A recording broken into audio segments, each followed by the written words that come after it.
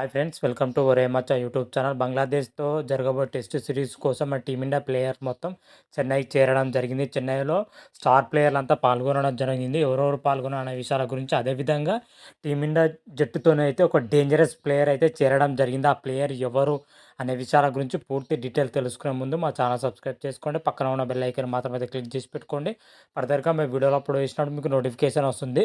Team India Bangladesh తోటి 2 మ్యాచ్ల test series September 19 నుంచి అయితే ప్రారంభమవుతుంది. తొలి టెస్ట్ వచ్చేసరికి చెన్నై చెపాక్ వేదిక అయితే తొలి టెస్ట్ జరుగుతుంది. ఆ సెకండ్ టెస్ట్ వచ్చేసరికి కాన్పూర్ వేదిక అయితే సెకండ్ టెస్ట్ అయితే జరుగుతుంది. దీనికోసం అయితే బీసీసీఐ అయితే ఇప్పటికే భారత్ జట్టుని అయితే ప్రకటించడం జరిగింది. అదేవిధంగా బంగ్లాదేశ్ క్రికెట్ బోర్డు కూడా బంగ్లాదేశ్ టీంని అయితే ప్రకటించడం జరిగింది. ఇరు జట్లు మాత్రమైతే ఒక సమూజులుగానే ఉన్నట్లయితే తెలుస్తుంది. రీసెంట్గానే మన బంగ్లాదేశ్ వచ్చేసరికి పాకిస్తాన్ అయితే క్లీన్ స్విప్ చేయడం జరిగింది.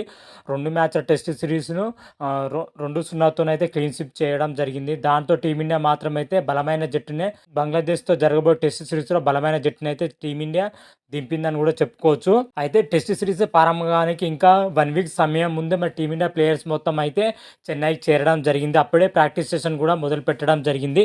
ఎందుకంటే బంగ్లా బౌలర్లను ఎదుర్కోవడానికి, అదేవిధంగా ప్రాక్టీస్ సెషన్లో బంగ్లా బౌలర్ల వ్యూహాలు కానీ రచనలు కానీ ప్రాక్టీస్ చేయడం కోసమే త్వరగా ప్రాక్టీస్ సెషన్స్ అయితే మొదలు పెట్టడం జరిగింది. అందులో భాగంగా 2 ప్లేయర్లను అయితే దించడం జరిగింది.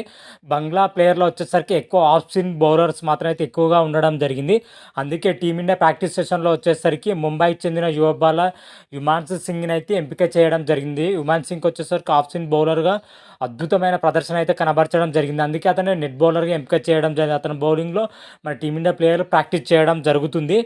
మన బంగ్లా బౌలర్లు ఎదుర్కోవడానికి మన టీమిండియా ఒక ప్లాన్స్ అయితే వేయడం జరిగింది. ముఖ్యంగా బౌలింగ్లో ఈ నిర్ణయం తీసుకోవడానికి ఒక స్టార్ ప్లేయర్ మెయిన్ కారణం అని కూడా చెప్పుకోవచ్చు. ఆ స్టార్ ప్లేయర్ ఎవరో కాదు, మన టీమిండియా జట్టుకు కొత్త బౌలింగ్ కోచ్గా దక్షిణాఫ్రికా మాజీ ఫాస్ట్ బౌలర్ బోనే మోర్కల్ అయితే నియమితమయ్యడం జరిగింది.